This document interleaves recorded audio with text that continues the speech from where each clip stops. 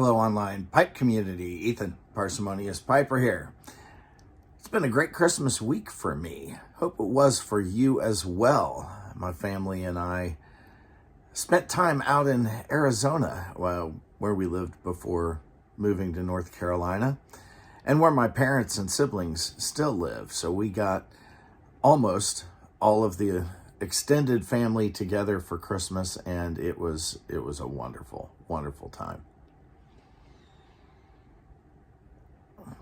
Today's topic is not a particularly comfortable one. I'm going to be talking about anti-Semitism. But first, in a leather-wrapped pipe by Lee,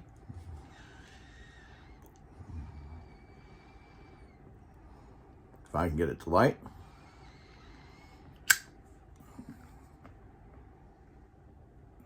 smoking some Sutliff crumble cake, number 1, English. And I will talk about that tomorrow. I've been smoking this one for a couple weeks, actually.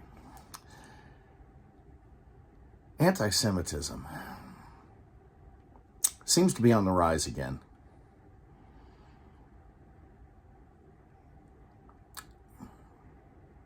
There seems to also be some confusion about what is and isn't anti-Semitic. Let's start out with what isn't. Legitimate criticism of the state of Israel over actions or policies. That's not anti-Semitic. Every nation is subject to evaluation of its actions and its policies and disagreement with them. People of goodwill can disagree with policies of a nation. No question about that. However, when that crosses the line into, instead of talking about, I disagree with how Israel handled such and such, or how Israel is doing such and such, when that crosses the line into a discussion of the Jews, you can almost always be sure that you're diving into a discussion that is highly racist. Recently, a video was reposted, relinked, that used as an example this notion that Jews had killed millions of Christians.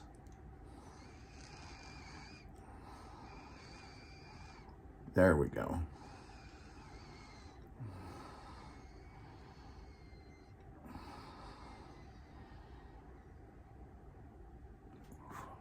Pipe's whistling a little bit. This video used the Bolshevik Revolution in Russia last century as its support for that. Well, first, the Bolshevik Revolution was not led or controlled by Jews. So this notion that the victims of the Bolshevik regime and terror were somehow the victims of Jews is a slander on Jews. Were there Jews that were in the Bolshevik side? Absolutely, there were. This was a revolution that didn't have good guys on either side. Yeah, and we need to understand that. The Bolsheviks were bad guys. The Tsar and his cronies were bad guys. In the decades leading up to the Bolshevik Revolution, there had been a number of pogroms against Eastern Europe's Jews, including one in 1911, just across the current border in Ukraine. Jews were understandably nervous, and many of them not particularly fond of the Tsar. And so when the Bolsheviks came along, there were many Jews who, mistakenly, as history has shown us, believed that the Bolsheviks would allow them to live their faith in peace. That turned out not to be the case. But the Bolsheviks were able to dupe many of them into joining the revolution. So were there Jews? Yes, there were. There were, however, also Jews who were on the Tsarist side, and they were slaughtered along with the Christians who supported the Tsar. So history demonstrates very clearly that, first of all, that is simply not a true statement. You cannot say Jews have killed millions of Christians and use the Bolsheviks as an example. That is a slur against the Jewish people. It also has absolutely no relevance to today's Jews any more than the notion that whites owned slaves in America, in the state that I live in, North Carolina, back in the 1860s, makes me responsible for what those slave owners did. They're both ridiculous statements. Now, to compound this, the comment that was made on this, and I'm going to read it so that I don't misquote it, was, "Wake up. There are two distinct groups of Jewish people. One wants the decimation of all Gentiles, and one believes in their Messiah." I have a hard time thinking of a statement that could be more anti-Semitic. What you're saying is that if a Jew doesn't believe that Jesus Christ is their Messiah, then they want all Gentiles killed. That is quite literally the statement that I just read to you. Well, in any logical discussion, particularly when a statement as vile as that comes up, it only requires one example, counterexample, to disprove it. I'm going to posit two from within our community.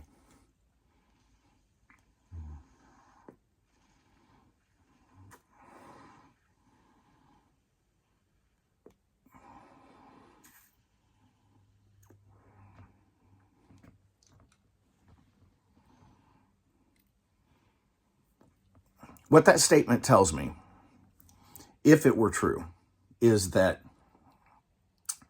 the gentleman smoking and London calling with Simon, neither of whom is a Christian, must want all Gentiles dead. I'm sorry, but that's a revolting statement. It simply is not true. But that statement would then also apply to every non-Christian Jew. They must want all Gentiles dead. Because wake up, there are only two kinds of Jews. Again, anytime you hear somebody talk about the Jews, you know what follows is racist. And that is a purely racist anti-Semitic statement. It's false. Even if something like that were true, it would be racist because it would be discriminatory against that race. But no statement like that can be true. And this one simply is not. More telltale signs that you may be listening to some racist thought. Anytime that you hear a discussion of the Jews and the term or phrase, mini phrase, money grubbing comes up, you pretty much know what you're listening to is a racist diatribe. Why? Well, because for a very long time, Jews have been categorized as money-grubbing Jews. They're evil. They are greedy. Money is their god. Why is that the case? Well, for one thing, there's this conspiracy theory that somehow Jews control the world's financial markets. They don't. Are Jews overrepresented in finance? Yes, they are. They are also overrepresented, statistically speaking, in medicine and law. Why is that? Well, as a people, Jews in the West have seized every opportunity they can to push education on their children. You know who else has done that very effectively? Asians of all sorts. They've been very successful in America, far more successful than whites on average. Now, why then, if they are more successful at school and education, would we be surprised that compared to their percentage of the population, there are more Jews in banking?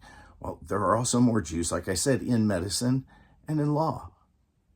That doesn't make them money grubbing. What it does make them is successful. They have done exactly what they should do to survive and thrive in the Western world. So that's just another one of those key phrases. Well, I'm going past 10 minutes and I really don't want this to be long, but look out for things like that. Anytime that you hear with any race, you hear just a pejorative and there's nothing there to back that up. It's just an old slander. You very well might be listening to racism. On that note, I do hope that you'll find something that you like. Light it up. Enjoy the rest of your week.